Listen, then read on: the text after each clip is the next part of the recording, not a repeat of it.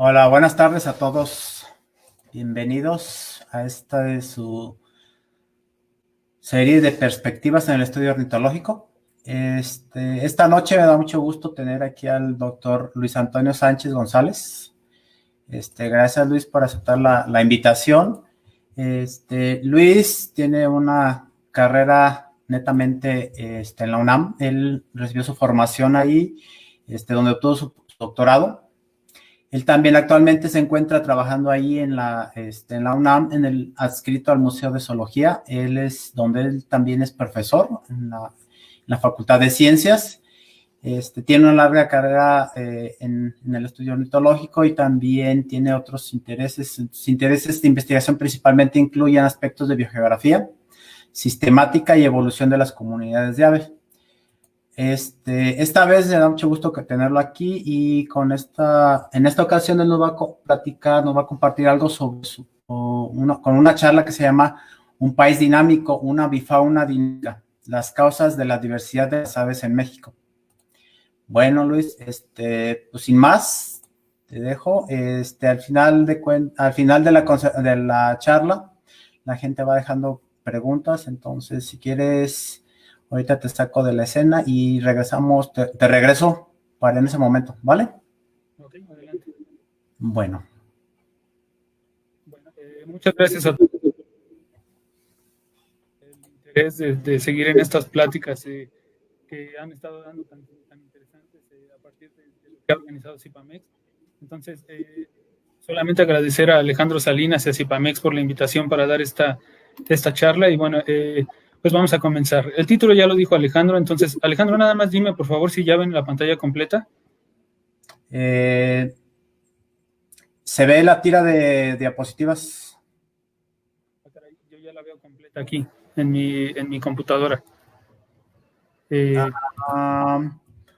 Al momento de darle seleccionar pantalla, a lo mejor vas a tener que seleccionar la de la presentación.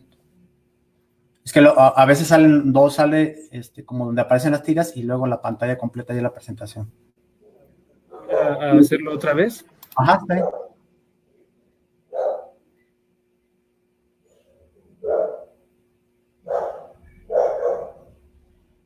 A ver, Alejandro, dime por favor. Se ve la tira. ¿Se ve la tira? Qué raro. Porque yo la veo ya completa en mi computadora. Y hice lo que me dijiste. Ya vi cómo es que se ve. ¿Ya viste cómo? Sí. Permítanme. Sí, está bien.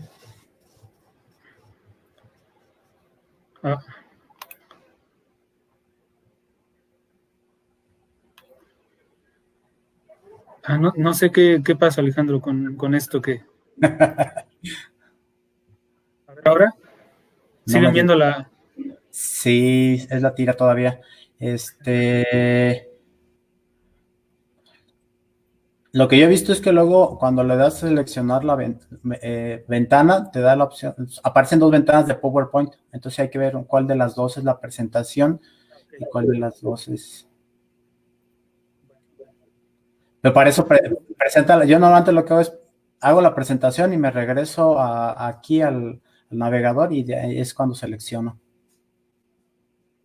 ¿Abres la presentación entonces? Sí, como si ya fueras a presentar, te regresas al navegador y entonces ya le dices compartir pantalla.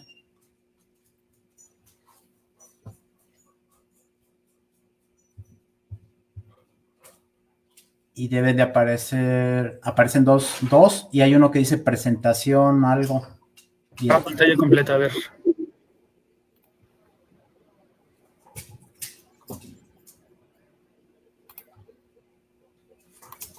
¿Listo? Ya está. Perfecto. Bueno. Ok, bueno, disculpen los inconvenientes, la tecnología y yo no nos llevamos mucho, acaban de verlo. Pero bueno, vamos a comenzar entonces con esta plática que está muy relacionada con la plática que diera Adolfo hace 8 días. Adolfo dio una muy buenos antecedentes, ustedes los que estuvieron en esa charla pudieron verlo, y era justamente acerca de cómo es que diferentes estudios y diferentes fuentes han estado dando mucha información acerca de cómo es que dentro de un país dinámico como el nuestro. Y ahora vamos a ver en la charla por qué es que digo que es dinámico. Tiene una avifauna que en respuesta a ese dinamismo, pues es dinámica también. Entonces, por eso es que elegí la charla.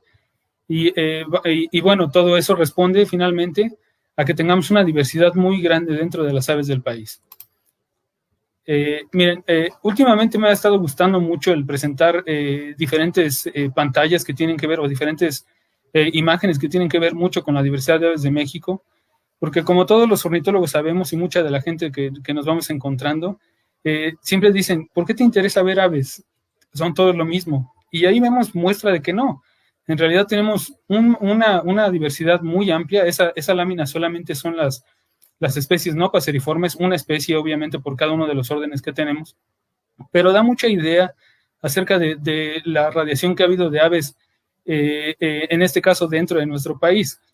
Y vemos una diversidad amplia de formas que ocupan prácticamente todo el territorio nacional y todos los ambientes ecológicos que nos podemos encontrar. Entonces ahí pueden ver mucha de la diversidad que existe.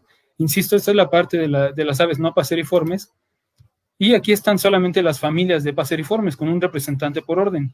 Si ustedes se dieron cuenta de la diapositiva anterior y esta, entonces aquí dentro de los paseriformes que estamos viendo en esta lámina, podemos ver que la forma es un poco más conservativa.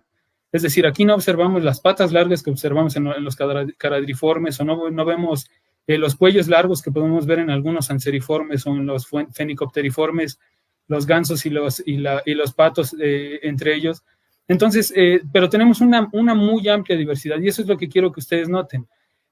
Nuestro país es el 13º país que tiene, o 14º país que tiene la diversidad más alta dentro de nuestro planeta, y entonces toda esa diversidad tan amplia tiene que responder a una serie de causas que son las que hemos estado tratando de investigar dentro de la parte de biología evolutiva. Entonces, las dos diapositivas anteriores tienen que ver con justamente toda esa diversidad expresada en unos cuantos individuos por cada uno de los órdenes que tenemos en nuestro país, pero además de eso, tenemos diversidad dentro de cada especie, ¿sí? Vean, ahí por ejemplo tenemos una serie de especies que muestran la diversidad que hay dentro de cada uno de los taxones que están reconocidos.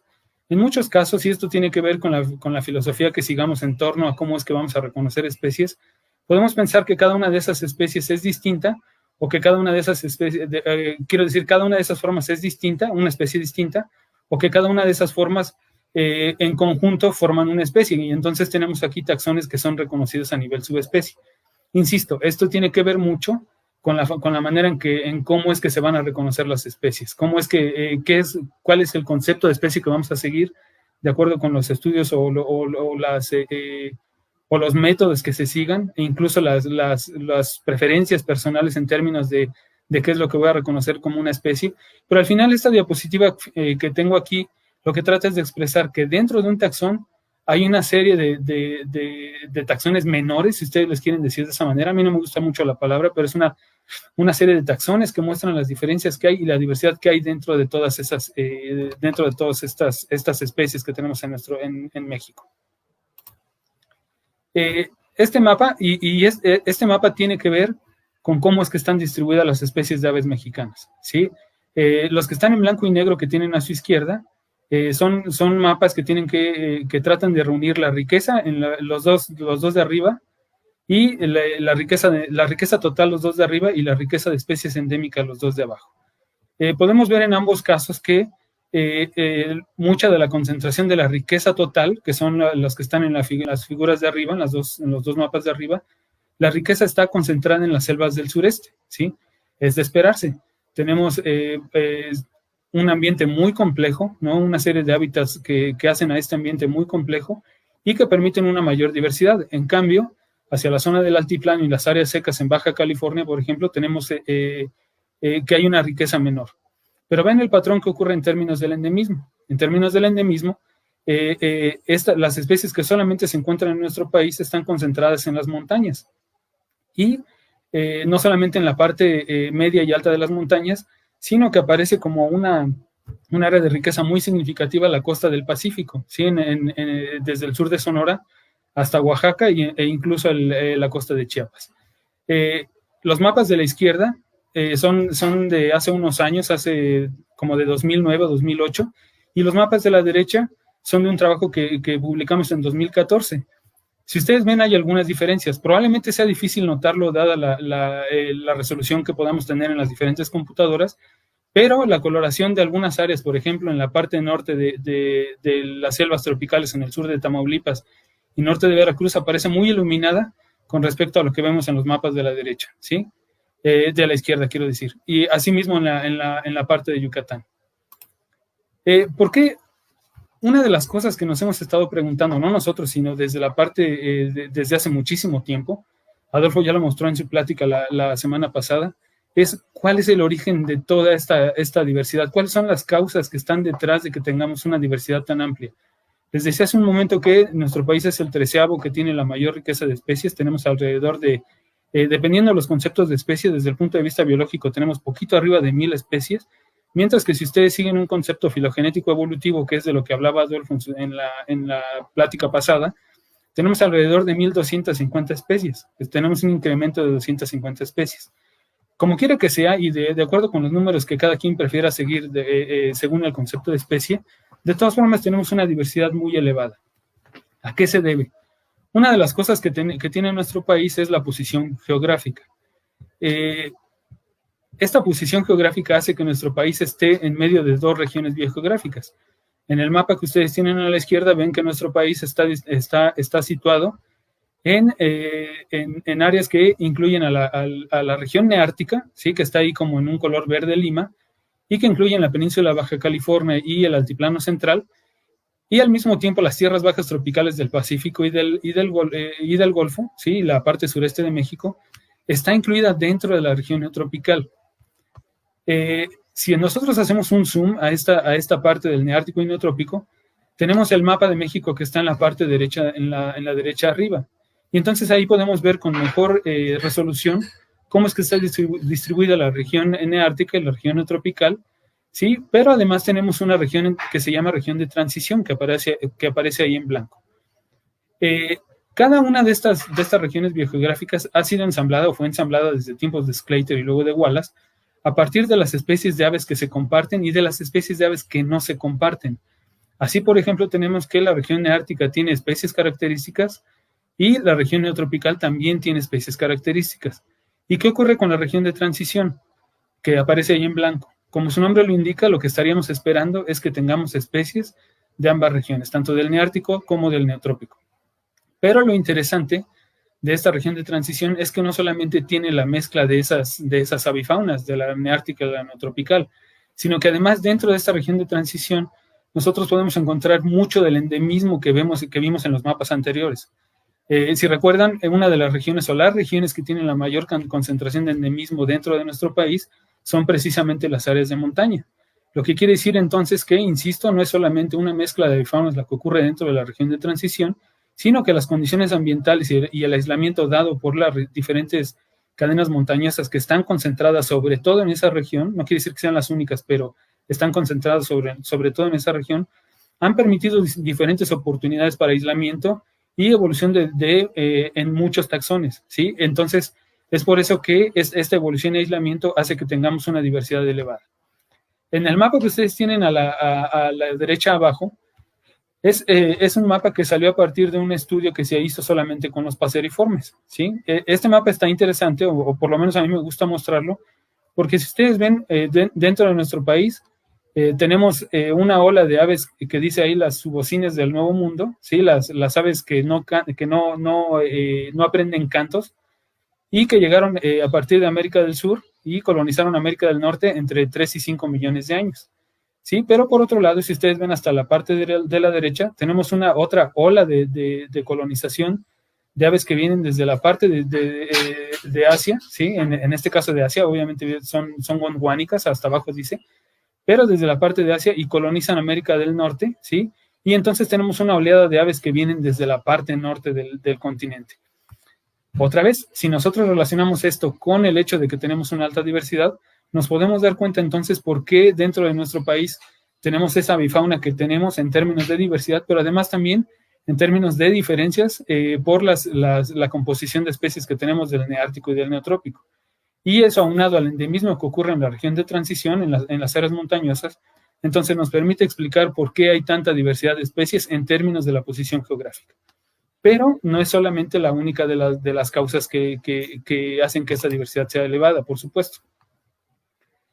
Una de las cosas importantes de nuestro país es que tiene una complejidad topográfica muy grande. Todos sabemos, por lo menos de lecturas que hacemos de manera cursorial, que nuestro país tiene un relieve muy complejo, ¿sí?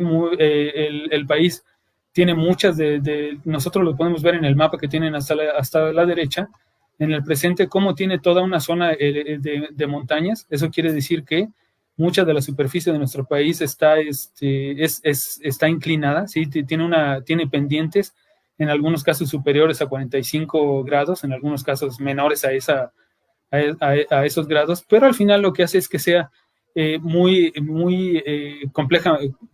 complejo topográficamente. Y esto, insisto, hace que haya muchas oportunidades para la especiación. Pero fíjense, si ustedes van dentro de esta serie de 3 mapas que tengo, hasta la parte del Mioceno, que ocurrió entre 5 y 23 millones de años atrás, vemos que nuestro país no tiene esa complejidad topográfica que tenía en ese entonces, ¿sí? La península de Baja California, si alcanzan a notarla, todavía está unida a la parte continental, es decir, el Golfo de California todavía no ha aparecido, no se ha separado la parte continental. La península de Yucatán aparece solamente como una franja, ¿sí? Dentro de nuestro país, insisto. Y lo más importante es que en la parte central, el eje neovolcánico que recorre el país de este a oeste en la parte central no estaba del todo desarrollado, ¿sí? Entonces, eso quiere decir que las oportunidades para poderse dispersar o para poderse distribuir desde la parte norte hasta la parte central eran un poco más leves, es decir, se posibilitaba de mejor manera la distribución de los organismos y de las aves en este caso a lo largo del país. Si ustedes ven el mapa del Pleistoceno, que es el que tienen al centro, entonces ya ven en la parte central de México el eje neovolcánico completamente desarrollado. Aquí, al evolucionar el eje neovolcánico y alcanzar la longitud, la elevación que tiene, ustedes se podrán imaginar entonces que la separación ahora entre la parte neártica que viene del norte del continente y la parte neotropical en términos de la bifauna que viene del sur, ahora encuentra un límite físico. Para muchos estudios biogeográficos han propuesto que el límite justo o el límite físico entre la parte neotropical y la parte neártica es justamente el eje neovolcánico. Otros estudios más conservadores lo que indican es que tenemos una región de transición que estaba ilustrada en blanco en el mapa anterior, pero finalmente lo que quiero que vean aquí en este caso es cómo la evolución del eje neovolcánico ha cambiado el relieve mexicano. Y eso hace que entonces tengamos la evolución de diferentes especies, no solamente de aves, sino de diferentes especies a lo largo de esta geografía que cada vez se vuelve más complicada. En el presente, lo que vemos es básicamente la complejidad topográfica ya ha sido alcanzada, pero lo que alcanzamos a ver es reducción en algunas de las áreas. Por ejemplo, vean la península de Yucatán, durante el Pleistoceno tiene una mayor extensión que la que presenta en la actualidad, ¿sí? Aquí el mapa no tiene mucha resolución, pero las Islas Marías se encontraban mucho más cerca del país de lo que están en la actualidad, es decir, el mar estaba un poco más elevado de lo que lo tenemos en la actualidad, ¿sí? Quiero decir un poco más bajo. A la hora de elevarse, entonces, la península de Yucatán pierde terreno y esos cambios también hacen que haya diferentes oportunidades para la especiación de las aves. Aunado a la complejidad topográfica, tenemos los cambios climáticos del pasado. Durante el máximo glaciar, que ahí está señalado como LGM en el mapa que tienen a la derecha, ¿sí? Vemos cómo la mayor parte de ambientes de México eran semidesérticos y de estepa seca. Solamente algunas partes eran de coníferas, de bosque de coníferas, y las selvas tropicales que están representadas aquí, o arbustos tropicales que están representados aquí como en un color verde lima, estaban hasta el extremo sur del país, ¿sí? En el mapa, insisto, que tienen ustedes a la derecha. Si lo comparan con el mapa de la vegetación moderna, entonces podemos ver la serie de cambios que ha habido en términos de la vegetación. mientras que con el mapa del relieve topográfico lo que trataba de mostrarles es las barreras físicas que ocurren para que las especies puedan distribuirse o dispersarse de manera libre. En este mapa lo que quiero que vean es cómo es que el hábitat puede ir cambiando y entonces el hábitat también se constituye en una barrera. Recuerden ustedes que las barreras biogeográficas no solamente son físicas, sino también son ecológicas. Si conjugan esas dos partes, es decir, la parte las tres en realidad, la parte de la posición geográfica, más la parte de la complejidad topográfica y los cambios climáticos que ocurrieron durante el pasado, ¿no? Los más conspicuos de ellos durante el último máximo glacial y otros periodos glaciales del Pleistoceno, entonces pueden ver cómo tenemos una bifauna un país muy dinámico y bueno, tenemos una bifauna que ha respondido a esa serie de cambios que tenemos a lo largo de nuestro país. Y eso nos permite ayudar, o nos permite explicar por qué es que la bifauna es tan diversa como es en la actualidad. Y parafraseando un poco a Adolfo, entonces nos permite entender de mucha mejor manera, porque esto no ocurre solamente para las aves, sino para una diversidad de grupos o todos los grupos, por qué es que nuestro país es mega diverso, ¿sí? Ahora podemos entender de mucha mejor manera, ¿sí? Por lo menos de manera gruesa, ¿sí? Hasta este punto, por qué tenemos una diversidad tan elevada en muchos grupos, y las aves no son una excepción. Pero ahora lo que nos tiene en esta plática, ¿cómo se relaciona cada una de esas características con las aves de nuestro país? Lo que tenemos en la actualidad, ¿sí? O de lo que partimos como evidencia para estos estudios, pues es lo que podemos ver justamente con los taxones que tenemos a la mano. La primera línea de evidencia, ¿sí? No la única, pero sí una de ellas, es la morfología. Esta diapositiva solamente trata de mostrar otra vez la diversidad de formas que tenemos dentro de algunos de los taxones, pero que a la hora de nosotros ver algunos de los caracteres que los distinguen, ¿sí? Aunque muchos de los caracteres los mantienen juntos como un grupo, por ejemplo, vean a los colibríes, dentro de este género de colibríes que es Cynanthus, también podemos ver caracteres que los hacen diferentes. Entonces, si tenemos caracteres diferentes asociados con otros caracteres que vamos a explorar más adelante, entonces nos están empezando a indicar que tenemos una evolución de formas que tienen que ser estudiadas, que tenemos que comprender cómo es que esas formas ocurrieron, ¿sí? Cómo es que esa diversidad de especies que tenemos y de taxones o de formas dentro de cada una de esas especies que estamos viendo ha evolucionado. Tenemos la parte de la evidencia distribucional, ¿sí? Ya tenemos la parte de la evidencia morfológica y vean cómo esa parte de la evidencia morfológica se relaciona con la evidencia distribucional, es decir, voy a ver cómo es que están distribuidas esas especies a lo largo de la geografía nacional, que es lo que nos interesa en este caso. Y comenzamos a ver que hay patrones muy interesantes. Por ejemplo, vean, esta es la parte de tierras bajas en el Golfo y el Pacífico, ¿sí?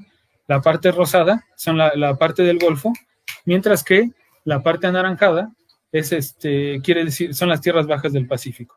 Lo que traté de representar aquí son las formas que hay, o las especies que hay, o las subespecies que hay, ¿sí? Dependiendo del concepto de especie que estemos siguiendo, en uno y otro lado. Pueden ustedes ver, por ejemplo, dentro del ave que tiene la cola más larga, que es un cuco, ¿sí? Piaya cayana, cómo hay caracteres distintos entre las poblaciones del Pacífico, ¿sí? Vean la cola es canela con una tira negra y una serie de puntas blancas, mientras que en la parte del Golfo lo que tenemos es una cola completamente negra con solamente las puntas blancas. Si vamos viendo las diferencias que hay entre cada uno de estos taxones, entonces ya tenemos la evidencia morfológica, que es lo que les ponía en la diapositiva anterior, con la evidencia de la distribución, que es lo que tenemos en esta diapositiva. Y además de todo eso, tenemos ahora evidencia de un terreno que está siendo explorado mucho más intensamente hacia los últimos años, que tiene que ver con la distribución ecológica. Aquí lo que tienen es las dos formas de cucos que veíamos en la diapositiva pasada, que están distribuidos, uno en el Atlántico y el otro en el Pacífico. Y lo que tenemos en la gráfica es la variabilidad ambiental que ocupan los dos, ¿sí? Las dos especies en conjunto, en su distribución tanto en el Golfo como en el Pacífico, pero las manchas que tienen aquí en color corresponden a lo que ocupa en verde la del Atlántico y en anaranjado o rojo en la que ocupa en el Pacífico. Lo que estamos viendo es una serie de condiciones ambientales que son diferentes. ¿Por qué son diferentes? No están sobrelapadas o no del todo como esperaríamos. La parte que está en más negra es el centroide de la distribución ecológica. Ese es un término muy técnico, lo sé, pero son las condiciones que la especie ocupa con mayor frecuencia dentro de su distribución.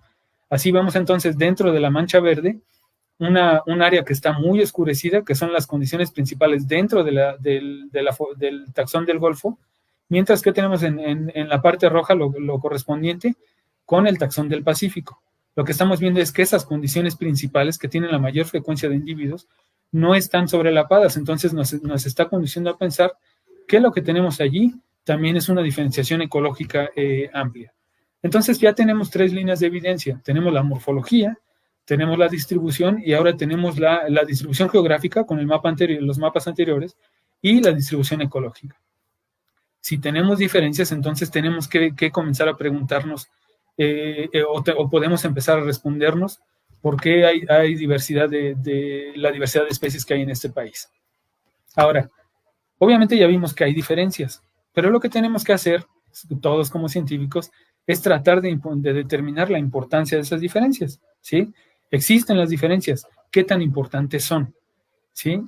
A partir de la importancia me va a indicar que puede haber o no especies distintas, o bueno, para no meternos en problemas, taxones distintos, ¿sí? Hay taxones distintos en uno y otro lado. Entonces, de esa manera tenemos métodos univariados que son aplicados a los caracteres morfométricos, pero también a caracteres de plumaje.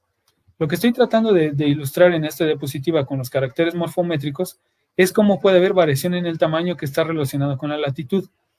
Si ustedes ven una de las gráficas, la que está de donde dice caracteres morfométricos, la segunda columna, la que está hasta abajo, espero que la alcancen a ver bien, pero eso indica el tarso de alguna especie de ave.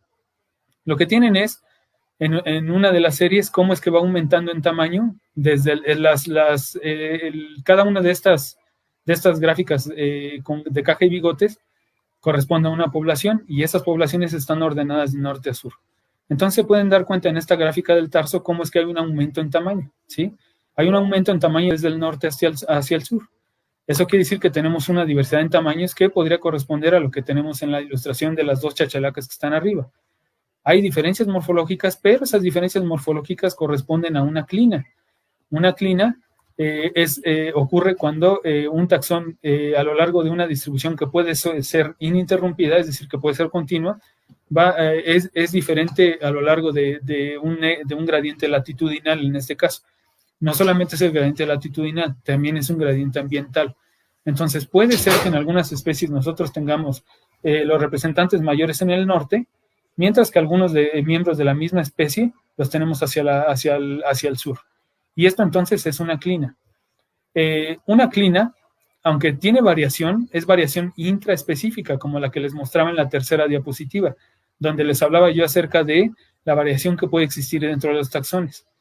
Esta variación, si bien no está relacionada con el número de especies porque no lo cambia, sigue siendo la misma especie, no tengo especies diferentes, de todas formas aporta preguntas interesantes a por qué hay diversidad en términos de tamaños, en términos de coloraciones del plumaje, que es lo que quiere decir la gráfica de la derecha, y que finalmente nosotros empleamos a través de o más bien determinamos a través de una serie de herramientas y que nos van a ayudar a distinguir cuándo tenemos taxones diferentes o cuándo tenemos una diversidad de formas dentro de esos taxones que hacen que, de todas maneras, la diversidad, no en términos de riqueza, pero en términos de otros niveles de diversidad, sean cambiantes dentro de nuestro país.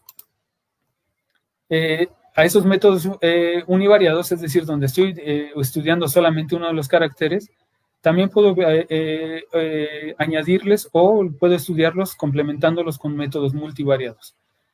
Tanto el método anterior como este tienen que ver con métodos fenéticos, es decir, estoy evaluando los caracteres de las especies en función de si presentan cambios o no significativos entre las distintas poblaciones. Dentro de los métodos multivariados, es decir, aquí ya tengo todos los caracteres, lo que puedo obtener son fenogramas, ¿sí? Como el que tienen ustedes a la izquierda, o puedo obtener unos análisis más complicados, que son los análisis de componentes principales, y que me caracterizan toda la variación de manera simultánea, es decir, no estoy utilizando una variable para caracterizar una población, sino lo que estoy tratando de hacer es utilizar todas las variables para ver qué es lo que me dicen en conjunto, y entonces tratar de determinar las diferencias. una de las limitantes que tienen estos métodos es que estos métodos están basados en parecido, no en parentesco, ¿sí? Entonces yo estoy evaluando qué tan parecidas son algunas de las especies o algunos de los taxones en función de sus caracteres. No estoy evaluando qué tan emparentados son.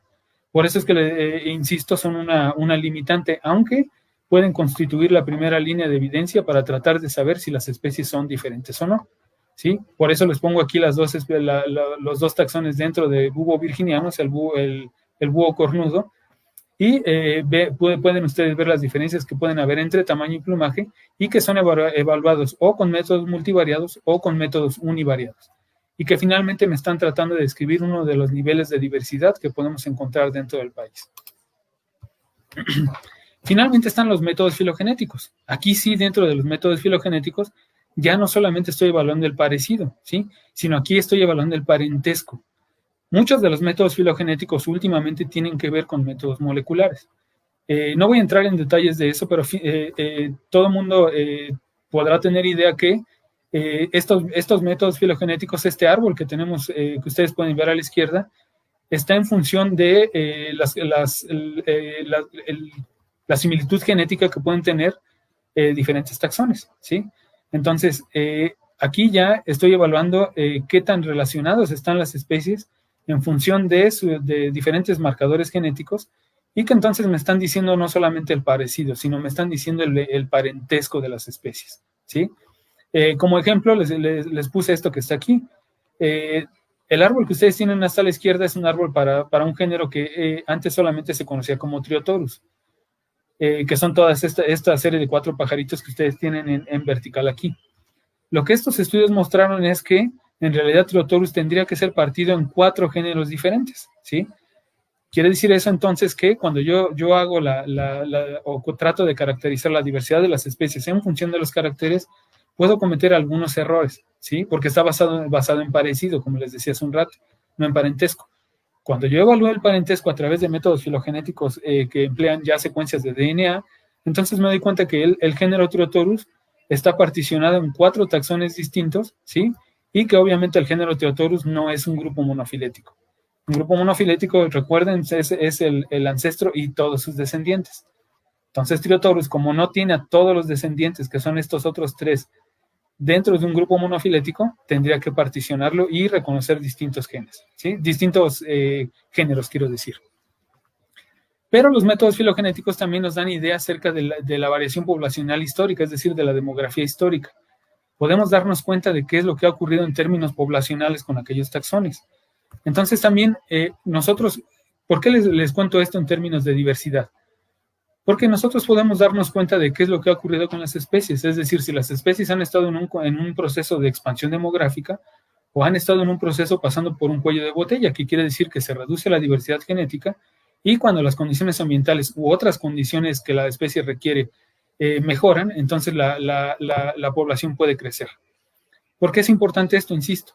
Porque si nosotros podemos conocer los números efectivos, un número efectivo, recuerden que es el número de adultos que pueden reproducirse en una población, entonces yo puedo explicar por qué puede haber diferentes taxones.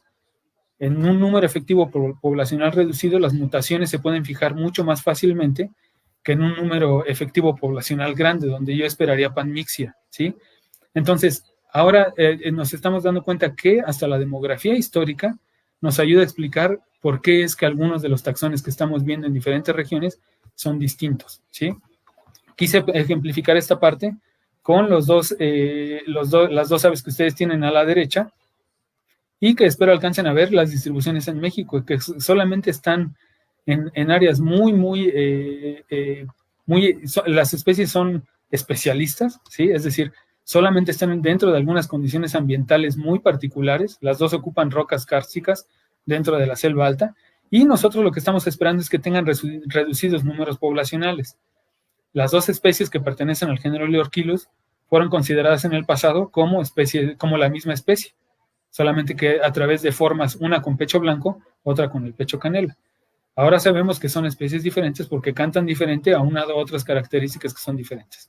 Entonces, lo que quiero que vean con esto es cómo los métodos que nosotros tenemos, los métodos filogenéticos, los métodos genéticos, ¿sí? Los métodos estadísticos, nos ayudan a determinar la importancia de esas diferencias. ¿Por qué es importante? Pues porque eso nos ayuda a entender la diversidad de especies que tenemos y la diversidad dentro de las especies que también podemos observar, y que al final corresponden a causas como las que estábamos hablando al principio. Ahora, vamos a ver casos particulares, ¿sí? Esta serie de casos particulares es interesante porque ayuda a entender a través de distintos taxones cómo es que se comporta la diversidad, ¿sí? Entonces, fíjense, algo que ya les estaba adelantando, si existe diferencia morfológica y distribuciones alopátricas, ¿sí? Vean la diferencia morfológica que ustedes tienen en 5 taxones de un género que se llama Chlorospingus y la distribución geográfica, están aislados. Estos taxones son de bosque mesófilo de montaña, entonces el bosque mesófilo de montaña solamente crece en laderas que tienen que tener ciertas características para recibir humedad, etcétera. Eso hace entonces que tengan distribuciones alopátricas, es decir, separadas por diferentes barreras. Y si tenemos diferencias morfológicas y distribuciones alopátricas, entonces algo debe ser distinto, ¿sí? Cuando se hacen estudios utilizando métodos estadísticos, entonces empezamos a obtener que las poblaciones están agrupadas de manera diferente, es decir, cada una de ellas tiene una serie de características que a la hora de yo agruparlas en un método genético que evalúe el parecido, me están diciendo que no son iguales. El árbol que ustedes tienen hasta la izquierda es un árbol filogenético obtenido a partir de secuencias de DNA. Y lo que me está diciendo es que esas poblaciones, ¿sí?, que yo distinguí con base en la diferenciación morfológica y con base en la distribución, en realidad son diferentes genéticamente, ¿sí? Entonces, lo que tengo es que tengo una serie de caracteres que me apoyan ahora que dentro de ese taxón, que es diverso como una especie, si así se quiere entender, también es diverso si yo quiero entender 5 especies distintas. Lo que quiero decir con esto que acaba de estar medio enredado es que todas estas 5 especies antes eran consideradas una sola. Después de hacer toda una serie de estudios, entonces ahora reconocemos 5 especies, ¿sí? Y fíjense, eso que acabo de poner ahí son las barreras que yo podría reconocer. Entonces, ¿por qué es que son diferentes? ¿Por qué es que la distribución es alopátrica? Ya se los mencionaba. Estas especies son especialistas de bosque mesófilo de montaña. El bosque de mesófilo de montaña requiere de características muy particulares, y estas 5 barreras que aparecen aquí, o este número de líneas, lo que requiere decir son áreas de tierras bajas. Vean, por ejemplo, cómo aparece el Istmo de Tehuantepec, ¿sí?, separando a una serie de poblaciones en el norte hacia el oeste del Istmo y otra serie de poblaciones hacia el este del Istmo. Pero además hay diferencias entre la Sierra Madre Oriental y la Sierra Madre del Sur, entre los Tuxtlas y la Sierra Madre Oriental y los Altos de Chiapas, y dentro de los Altos de Chiapas también hay zonas de tierras bajas que me hacen que esos taxones estén diferenciados. ¿Qué ocurre con...? Estoy hablando solamente de taxones de montaña en este caso. ¿Qué ocurre con las tucanetas? Es un caso muy similar al que acabamos de ver con el género anterior, que se llama Chlorospingus. Igual, hay una serie de poblaciones dentro de los bosques mesófilos de México y algunos individuos que han sido detectados en las partes más húmedas de la península de Yucatán, pero de todas maneras lo que tengo son taxones bien diferenciados, por lo menos a nivel genético. No voy a describir todo el árbol, pero una de las primeras barreras que yo veo, o la barrera que se puede encontrar a partir de los resultados en el árbol filogenético y la geografía, es esta que está aquí, ¿sí? Y vean entonces cómo para este taxón, ahora lo que tengo es una diferenciación entre la Sierra Madre Oriental y la Sierra Madre del Sur, en Guerrero y Oaxaca. Pero el Istmo de Tehuantepec parece no haber ejercido una presión fuerte sobre las poblaciones para distinguirlas a niveles de especies, o por lo menos para distinguirlas a niveles genéticos. Lo que me está diciendo ahí es que el Istmo de Tehuantepec pudo no haber sido significativo para esta especie que está codistribuida con la anterior. Pero aparece una barrera que separa, insisto, las poblaciones de la Sierra Madre Oriental y las de la Sierra Madre del Sur. ¿Qué quiere decir esto? Que aunque estén codistribuidos, los taxones pueden responder de diferente forma a diferentes procesos geográficos o geológicos o diferentes procesos ecológicos también. Este es un estudio que se hizo en 2019 utilizando métodos de secuenciación de nueva generación y que trataron con esta especie que se llama Phelocoma unicolor, un cuervo que vive también en los bosques mesófilos. Insisto, toda esta parte está con los taxones de montaña.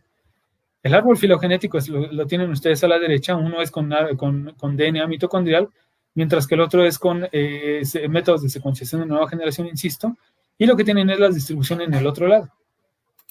Cuando yo veo las barreras, ¿sí?, que están ilustradas ahí, las barreras son muy similares a lo que ocurre dentro de Chlorospingus ophthalmicus, la primera de las especies, ¿sí? Aparece nuevamente el istmo de Tehuantepec separando poblaciones, aparece una barrera que separa las poblaciones en la Sierra Madre Oriental y en la Sierra Madre del Sur, como en el Tucán, pero fíjense, ahora encontré una barrera dentro de la Sierra Madre Oriental, ¿sí? Y una más en Centroamérica. Si nos concentramos solamente dentro de México, entonces tenemos 3 barreras, ¿sí?, en esta especie, una barrera en el Tucán, y tenemos 4 barreras en la primera de las especies, porque hay poblaciones en los Tuxtlas, en Veracruz, cosa que aquí no. Lo que quiero que vayan viendo es cómo es que hay diferentes barreras que son comunes a diferentes especies, aunque estén codistribuidas, pero también que se den cuenta cómo cada especie puede responder de manera distinta a diferentes estímulos, o diferentes procesos más bien, o geográficos, o geológicos, o ecológicos. Y esto ocurre para Raymond Bruneinuca, ¿sí?, algo que nos mostraba Adolfo también en la sesión anterior, y que también está codistribuido con las otras especies, es decir, también es de bosque mesófilo de montaña, pero entra un poco a las partes bajas o a las partes colindantes del bosque mesófilo con el bosque de pino encino. ¿Sí? De todas maneras, la distribución es más o menos la misma. Y lo que estamos viendo ahí son las mismas barreras que acabamos de ver para Chlorospingus ophthalmicus, pero vean cómo, por ejemplo, en la Sierra Madre del Sur, ¿sí?, en Guerrero y Oaxaca, aparece una barrera adicional.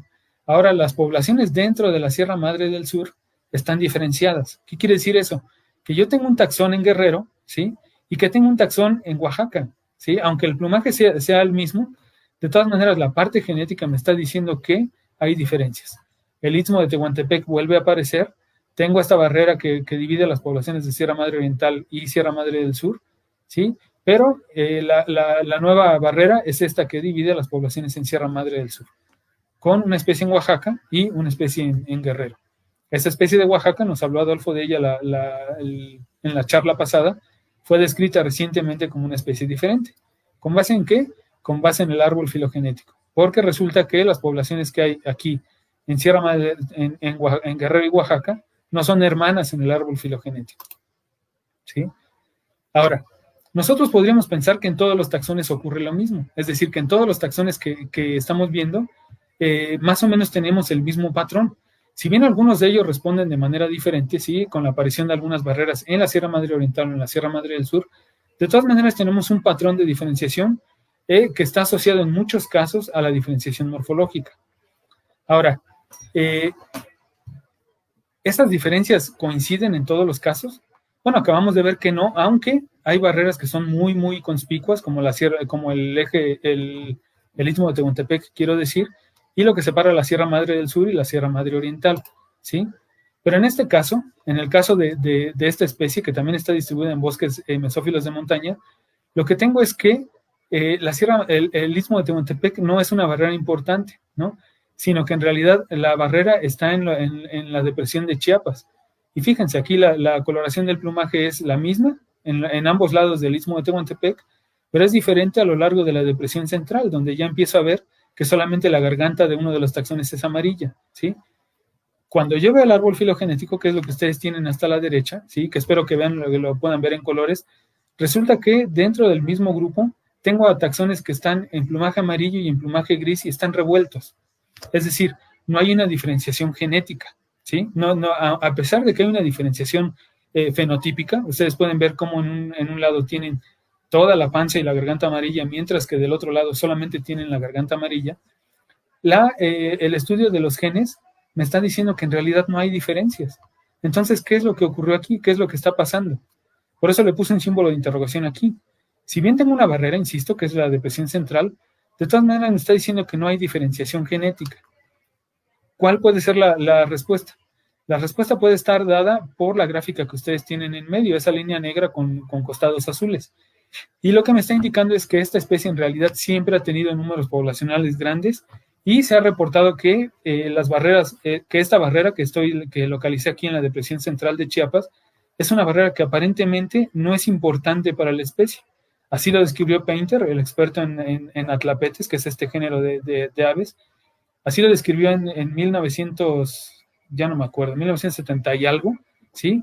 Y después nosotros encontramos con la parte genética que en realidad sí podría ser eso, lo que Painter está diciendo, que en realidad esa barrera no es tan importante y que además, es decir, que esa barrera es permeable, es decir, que permite el paso de individuos en ambas direcciones, pero que además de todo, el número poblacional de esta especie siempre ha sido grande y siempre se ha mantenido más o menos constante, ¿sí?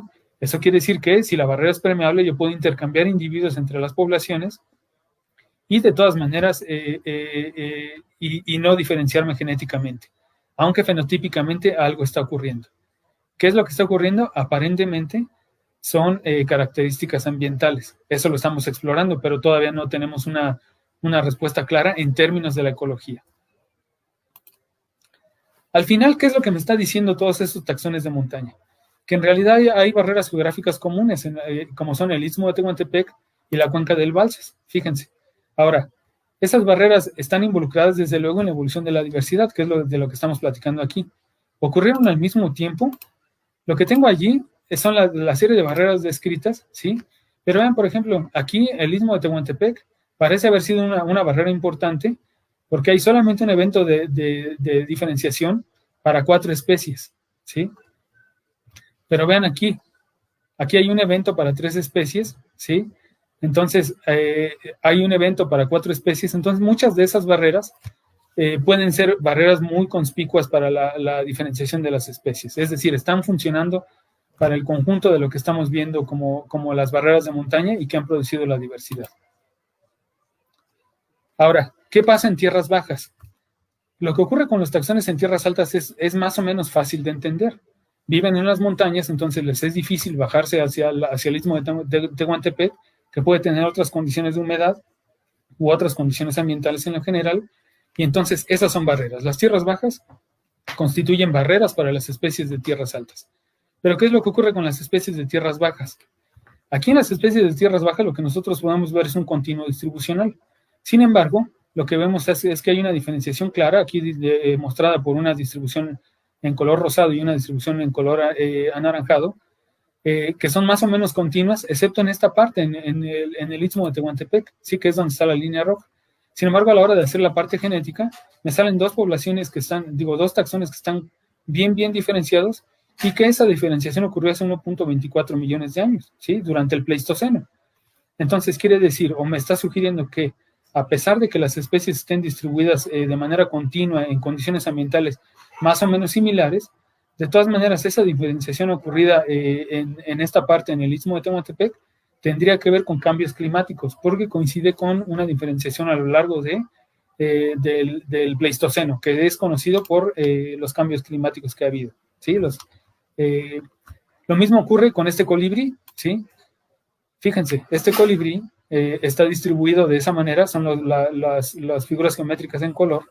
La distribución está en gris, espero que alcance a verse, pero estas especies son diferentes. En el Pacífico, quiero decir en el Pacífico y en el Golfo. La diferencia está otra vez más o menos de manera coincidente con la de la especie anterior, ¿sí? Muy cerca del Istmo de Tehuantepec, pero esta especie en particular presenta una diferencia más o menos en el centro del Pacífico, con 2 poblaciones, una aislada en Guerrero y Oaxaca y la otra separada en Nayarit, Jalisco. Esta especie, Euphonia affinis, también de tierras bajas, distribuida de la misma manera, lo que tiene son una barrera, pero vean cómo ocurre en el Istmo de Tehuantepec. La barrera ya no es una barrera que nosotros pudiéramos localizar a lo largo del Istmo de Tehuantepec en un eje de humedad, de manera vertical, como lo estábamos viendo en la parte anterior, sino ahora lo que ocurre es que la barrera es una barrera ecológica bien clara, ¿sí? Quien ha recorrido desde los Tuxtlas o desde Acayucan hasta la costa de Oaxaca en el Istmo de Tehuantepec, hacia Matías Romero, y hacia el sur, hacia Tehuantepec, se dará cuenta que hay un gradiente de humedad. Aunque no hay una barrera geográfica que separe de manera clara a las poblaciones, lo hace el gradiente de humedad. Entonces, tenemos ese gradiente de humedad en el Istmo de Tehuantepec, es muy diferente a la barrera geográfica para las especies de montaña, y nuevamente tenemos una barrera en el centro del Pacífico, ¿sí? Esto es un trabajo que está siendo desarrollado, sí que ya tenemos comentarios de una de las revistas, y Lo que tiene es que estamos estudiando al género Calosita. Calosita colliei está distribuido en donde están los círculos en rojo, mientras que Calosita formosa está distribuida en los círculos azules, verdes y cafés. Lo que tenemos es que en realidad al utilizar genes mitocondriales y nucleares tenemos una diferenciación muy clara para esta especie a lo largo del Pacífico. ¿Sí? Si bien estos dos taxones que están ilustrados han sido reconocidos como especies diferentes, dentro de la especie que tiene la cara blanca tenemos tres linajes que están representados en el árbol que ustedes tienen a la izquierda como linajes recíprocamente monofiléticos, es decir, un grupo monofilético es hermano de otro grupo monofilético, no tenemos mezcla de taxones ahí, y entonces lo que nos está diciendo es que, aunque haya una distribución continua, ¿sí? Que es la que está distribuida, representada en color anaranjado ahí, tenemos barreras muy claras, ¿sí? Que han separado a las poblaciones a lo largo del Pacífico. Lo interesante de esta pregunta es que no sabemos cuáles son esas barreras. Están localizadas más o menos donde están las líneas rojas, pero no sabemos qué es lo que está ocurriendo. Es decir, no sabemos si las condiciones climáticas son muy diferentes allí, si no son muy diferentes, y ya con una alumna de maestría estamos abordando esto. Estamos tratando de determinar cuál es el origen de esas diferencias y cómo es que la diversidad en este caso se ha mantenido, ¿sí? Dentro de una especie que aparentemente tiene una distribución continua, como estas calositas, insisto. Este también es un trabajo con uno de mis alumnos en el Istmo de Tehuantepec, estamos estudiando una paloma, y lo que encontramos aquí son esas barreras. Una barrera que separa a las poblaciones de la península de Yucatán y una barrera que separa a las poblaciones que hay en el Istmo de Tehuantepec. El recuadro lo que tiene es la distribución de los taxones en el Istmo de Tehuantepec, de esos linajes. Fíjense, tenemos un linaje norteamericano que básicamente ocupa todo nuestro país, y tenemos un linaje centroamericano representado en azul que ocupa solamente la parte de la costa de Chiapas y una parte del Istmo de Tehuantepec. Lo que estos círculos bicolores que están en verde y azul quieren decir es que en esa localidad se colectaron tenemos muestras para los dos linajes, ¿sí? Pero no están mezclados. Entonces eso es lo interesante, porque esta paloma es una de las especies que está más ampliamente distribuida, los llamados son muy claros de reconocer, y sin embargo tenemos taxones diferentes en el Istmo de Tehuantepec. Podemos colectar a los dos taxones en la misma localidad, y lo que nos hace falta evaluar todavía es qué es lo que ha mantenido la diferenciación. Esa diferenciación ocurrió, fíjense, entre 2 y 3 millones y medio de años atrás. Entonces es una diferenciación muy vieja. Lo que tenemos en este caso, en el caso de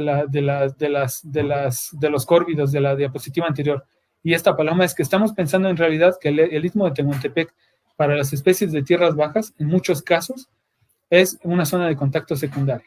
¿Qué quiere decir esto? Que las poblaciones estuvieron separadas en algún momento, ¿sí? Durante los cambios climáticos del Pleistoceno en muchos de los casos, ¿sí? Y que después, a medida que las condiciones climáticas se recuperan o se restablecen, entonces vuelven a entrar en contacto.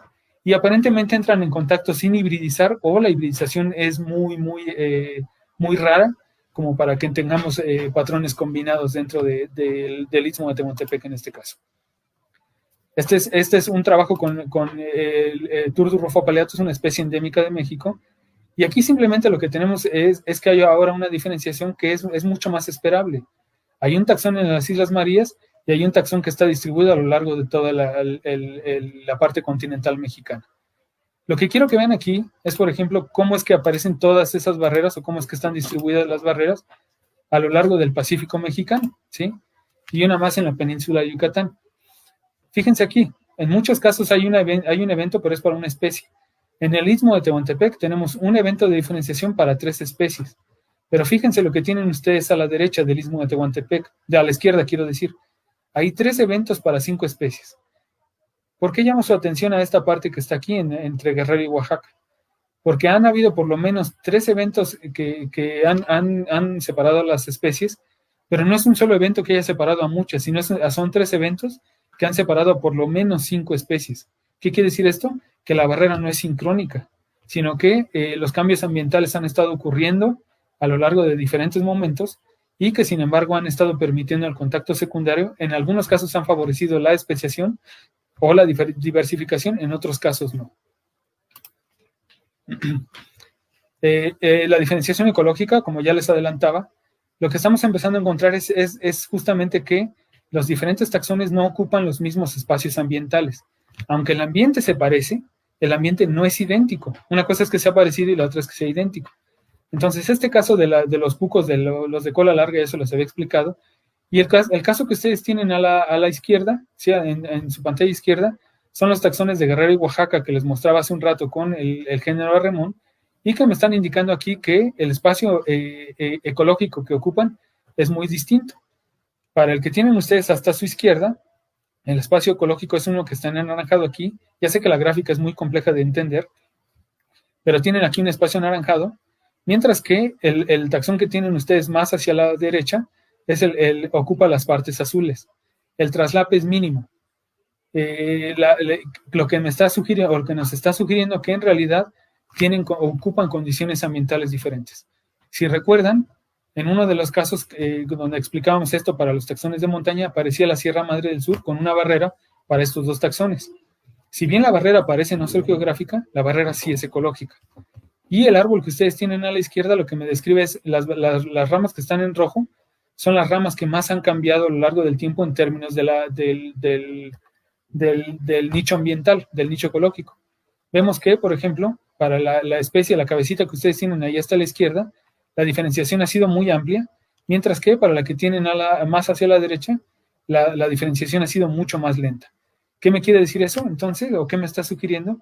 Que diferentes cambios ambientales pueden promover diferencias entre los taxones, y que estas diferencias pueden estar relacionadas con lo ecológico, como en este caso, no necesariamente con lo geográfico, pero que también podrían estar relacionadas con los tamaños poblacionales efectivos, ¿sí? Que por eso es que les mostraba las gráficas en las diapositivas anteriores. Ahora, lo menos explorado, pero no menos importante, es diferenciación basada en comportamiento. Esto se ha estado explorando recientemente, sobre todo con cantos, ¿sí? Pero estos dos taxones ocurren en Isla Guadalupe, que es la que está ahí al centro. El canto es aparentemente distinto, pero no solamente el canto, sino además las épocas de anidación. Vean, para el que tienen ustedes a la derecha, entonces tenemos que la reproducción ocurre entre mayo y junio, mientras que para el que tienen, a la izquierda, mientras que para el que tienen a la derecha, la reproducción ocurre durante noviembre y diciembre en la misma isla, que es Isla Guadalupe. ¿Qué quiere decir esto? Insisto, que esas diferenciaciones basadas en canto, pero también en el comportamiento reproductivo, han hecho que este taxón, que además es monofilético, porque así lo demuestran algunos estudios, es decir, está ampliamente relacionado, tiene patrones de comportamiento que hacen que las especies no se encuentren a la hora de reproducirse y que han promovido la diferenciación. Entonces, ya resumiendo toda la charla, las causas de la diversidad son la historia geológica y la historia biótica, la posición geográfica y el relieve, los cambios climáticos en el pasado y el comportamiento. Y aquí lo que les ilustro con los mapas de México que tienen ustedes a la derecha es la posición de las barreras para los taxones de montaña en la parte de arriba, con los bosques representados en morado, y para los taxones de tierras bajas, ¿sí? Que aparentemente están distribuidos de forma continua, pero que tienen de todas maneras barreras que se han estado detectando con base en los caracteres genéticos y caracteres morfológicos. Quiero llamar aquí su atención a que parece que para las especies de montaña las barreras son geográficas, ¿sí? Son tierras bajas, mientras que para las especies de tierras bajas las barreras parecen ser ecológicas. No estoy diciendo que sean las únicas barreras. Las barreras funcionan en conjunto, ¿sí? Solamente que en unos casos parecen ser más importantes las barreras geográficas, mientras que en otros casos parecen ser más importantes las barreras ecológicas. Y por supuesto están las barreras de comportamiento. Con eso quiero terminar, ¿no? Solamente me resta agradecerle nuevamente a Alejandro Salinas y a Cipamex por la invitación a las charlas, a ustedes por la asistencia. De verdad les agradezco mucho que hayan escuchado esta plática, y ahí está mi correo para cualquier duda o cualquier otro asunto relacionado con esto de la plática. Muchas gracias a todos. Gracias, Alejandro. Bueno, gracias, Luis. Qué interesante. Gracias. Oye, en lo que aparecen por aquí las preguntas, me llama mucho la atención. ¿Algo de las historias que suceden, qué sucede en el norte? ¿Tienen algo de investigado de eso? Sí, no puse lo que está ocurriendo en el norte, pero por ejemplo, dentro de Baja California, hay un taxón, los cuitlacoches, que se llaman Toxostoma arenícola. Hay una población hacia la parte central de Baja California y otra hacia la parte un poco más hacia el norte. Y hay una barrera allí. Lo que parece ser en este caso es que la península de Baja California en algún momento estuvo atravesada por un océano un mar poco profundo. Entonces hay diferenciación en ambos lados, ¿sí? En el norte también la situación es muy interesante, pero yo por lo menos hasta donde conozco está menos estudiada que lo que está ocurriendo en el sur, ¿sí? Muchos de los taxones que están en el norte, sobre todo hacia Sierra Madre Occidental, también están diferenciados, pero finalmente son taxones de alta montaña. Yo no tengo mucha información de qué es lo que ocurre en el altiplano, aunque, por ejemplo, cuando ustedes ven una regionalización biogeográfica, lo que se ve dentro de esa regionalización es que hay una región biogeográfica del altiplano norte y una del altiplano sur. Eso quiere decir que para algunos taxones hay diferenciación. Yo sospecho que se trata de plantas. No conozco mucho qué es lo que está ocurriendo en términos de las aves. Ok. Bueno, te mandan muchos saludos. Tienes muchos. Muchas gracias. Tu club de fan. Ahí abajo vas a poder ver alguno de ellos. William Q, excelente charla, Luis. Siempre un gusto escucharte. Alex Yáñez, excelente plática. Muchas gracias y saludos. Rafa Calderón, muy buena plática, Luis.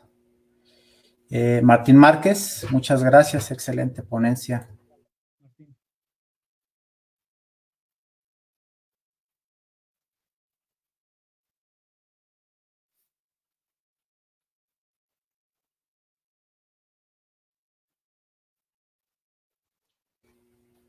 Congeló, yo no los alcanzo a escuchar. Ya, creo que me pongo un momento.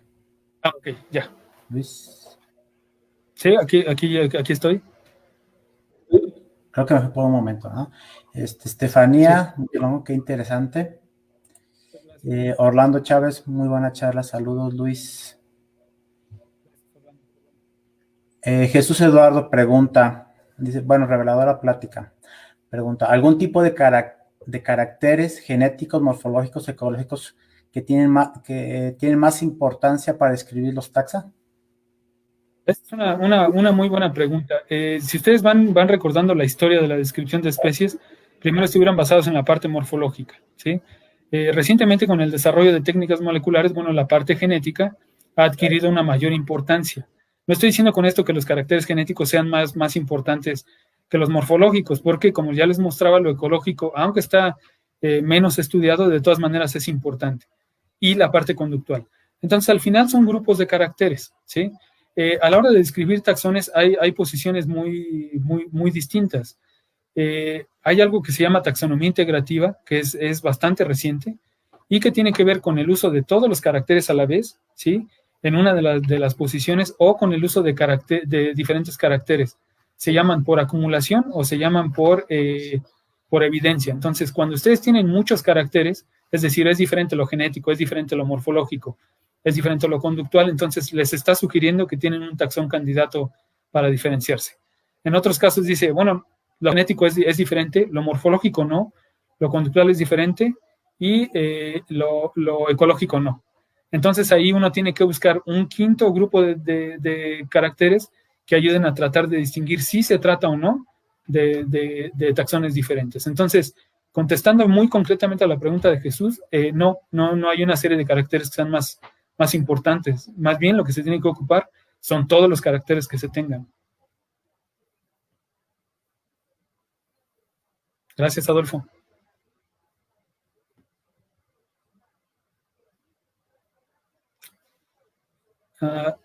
¿Qué pasa con las perlitas? Si es esa la pregunta que tienes, ¿verdad, Alejandro? Sí. Ok, esa es una pregunta interesante. En el Pacífico está Polioptila albiloris, es una de las perlitas de las que habla Víctor, pero hay una población aislada en la costa del norte de Yucatán, ¿sí? Del estado de Yucatán, es una franja. Nosotros estábamos estudiando eso, pero bueno, desafortunadamente nos ganaron, pero el taxón es distinto. Es distinto genéticamente, aunque morfológicamente parece que no es así. Genéticamente es muy diferente y ahora ya es reconocido como una especie distinta. Lo que ocurre con las otras polioptilas en el altiplano mexicano es que parece haber una diferenciación morfológica, pero fuera de la perlita que está distribuida en la península de Baja California, yo no conozco otro estudio que hable de diferenciación. Y dentro de la perlita de Baja California, aunque hay poblaciones diferentes, sí, por ejemplo, los gringos reconocen a la suya como una subespecie en peligro de extinción, a la hora de hacer el estudio genético en realidad no hay diferencias, ¿no? Sino que básicamente son una sola población o se comportan como una sola población panmíctica y no hay diferenciación dentro de las perlitas de Baja California. Pero ahí sí tengo que confesar que lo que conozco es más limitado. Ok. ¿Estará la práctica disponible para consulta? Sí, estará en el sitio de internet, en el Facebook. Sebe Velázquez, gracias. Oscar Enrique, excelente charla, saludos desde Sonora. A ver, viene, espero una buena. Ricardo Canales, Luis, una duda. Al ver la última diapositiva sobre las causas de la diversificación y en relación con especies con amplia distribución sin barrera aparente, pero con diferenciación genética, en donde no es claro la causa de aislamiento, se ha especulado sobre barreras intrínsecas. Pregunta. Como diferente número de cromosomas, no tengo memoria de haber visto estudios de cariotipos en aves de México. Gracias y saludos. Yo tampoco, Ricardo. No conozco estudios cariotípicos con aves de México y lo único que estamos tratando de hacer es que con una alumna de maestría estamos tratando de determinar en esas zonas que estamos pensando que es donde ocurre el contacto secundario, qué está ocurriendo en términos de cantos, ¿sí? Hasta ahora estamos explorando la parte de cantos, insisto, sin saber dónde está la barrera, sino más o menos pues a ojímetro, calculando dónde es que podría estar dada la distribución de los haplotipos que tenemos, es decir, de los grupos genéticos que tenemos, y es lo que vamos a hacer. Pero bueno, como a todos esta epidemia nos canceló los viajes de campo, entonces pues tendrá que estar esperando, ¿no? Pero una de las preguntas interesantes que tenemos con relación a esto del Pacífico, y contestándola a Ricardo, es esa, es tratar de explorar a través de los cantos qué es lo que está ocurriendo, ¿sí? Y no solamente saber si son diferentes, sino tratar de indagar un poco más allá y saber cómo es que esos cantos, si es que son diferentes, han mantenido la divergencia entre esas especies. Ok. Estefano Salgado. ¿Existirán más caracteres etológicos además del canto mediante los cuales podemos diferenciar ciertos taxones? Sí, definitivamente. El caso que les mostré de las oceanodromas en Isla Guadalupe es uno bien interesante. Los dos taxones llegan a reproducirse en épocas diferentes del año. Entonces eso ha hecho que, pues, como les decía, de manera coloquial, pues finalmente no se encuentran a la hora de reproducirse. Entonces cada una mantiene su identidad, ¿no? Entonces, definitivamente el comportamiento es un área que está poco explorada, ¿no? Nosotros tenemos un proyecto en el Istmo de Tehuantepec para ver si algunos de los taxones que podrían tener ahí una zona de parapatría, es decir, una zona de contacto limitado, también tienen una diferenciación a nivel etológico. Lo que les mostraba de los cucos estos de cola larga, no sabemos qué es lo que mantiene la diferencia, porque las dos formas están reportadas en el Istmo de Tehuantepec. Sin embargo, mi alumno, que fue el que hizo este estudio, encontró que en otras especies similares o relacionadas con este cuco, lo que tienen es que la cola se mueve como un péndulo y que parece ser un factor de reconocimiento entre taxones. Entonces, no tenemos más información, pero podría ser un factor de diferenciación, ¿sí? Okay. Gracias, Estefano. Y otra relacionada con el ejemplo de la isla de Guadalupe. ¿Es posible que la diferenciación en comportamiento sea ocasionada por una barrera anterior de otro tipo? ¿O qué hipótesis existen?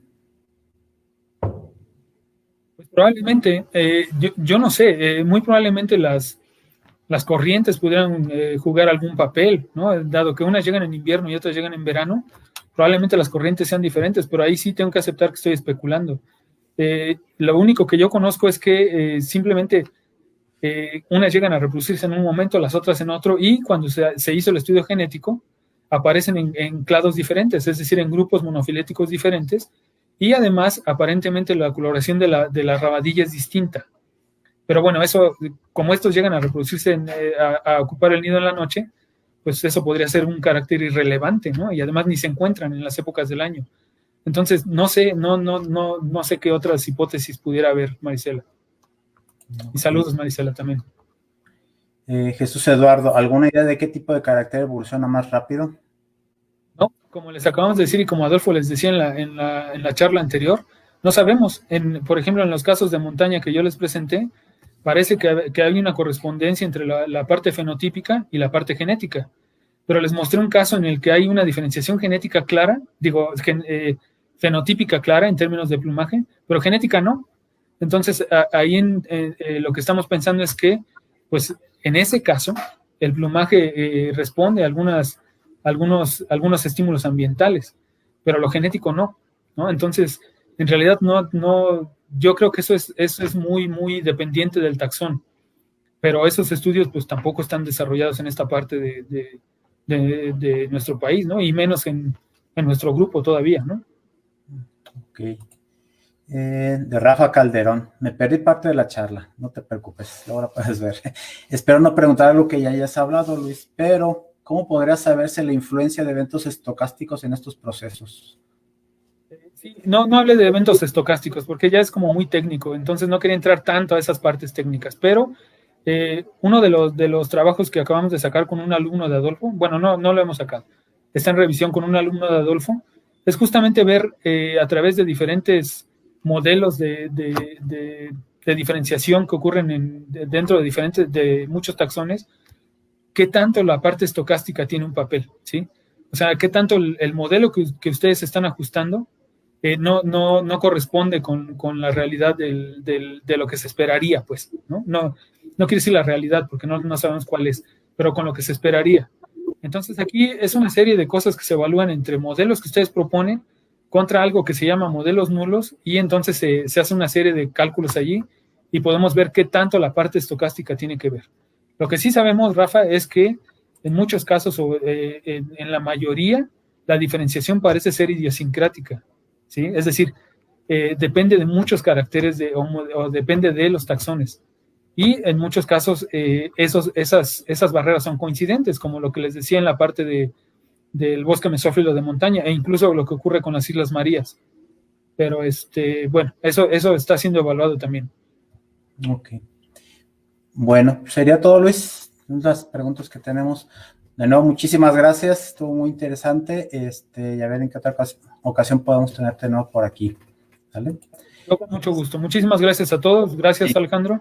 Y gracias a las otras personas que están escuchando, los esperamos la semana que entra. Tendremos la visita del doctor Martín Pereda con el tema de las aves como un indicador de la salud de los ecosistemas. Lo esperamos la semana que entra. Pues Luis, gracias. Nos estamos viendo. Hasta luego. Ustedes. Gracias a todos. Hasta luego. Hasta luego a todos. Saludos. Adiós.